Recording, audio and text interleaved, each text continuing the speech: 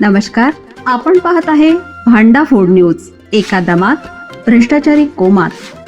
Social media, कर्जबाजारी, गुन्हेगारी, सट्टेबाजी, चोरी, मटका, जुगार, दारू, सावकारशाही, न्यायाच्या प्रतीक्षेत प्रशासन.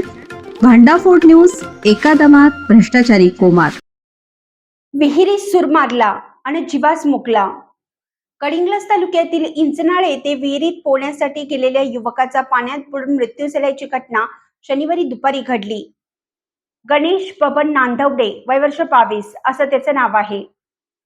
गणेश हा प्रणव पाटील व ओमकार पाटील दोघेही राहणार इंचनाळ या मित्रांसमवेत दुपारी बळवंत पाटील यांच्या मालकीच्या विहिरीवर आंघोळीसाठी गेला होता. गणेशने विहिरीच्या काठावरून पाण्यात सूर मारण्यासाठी उडी घेतली, मात्र त्यानंतर तो वर आलाच नाही. त्याचा बुडून मृत्यू झाला. तातडीनं त्याचा शोध घेण्यात आला.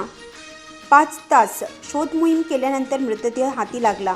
त्याच्या पश्चात आई, वडील, विवाहित बहीण असा परिवार आहे.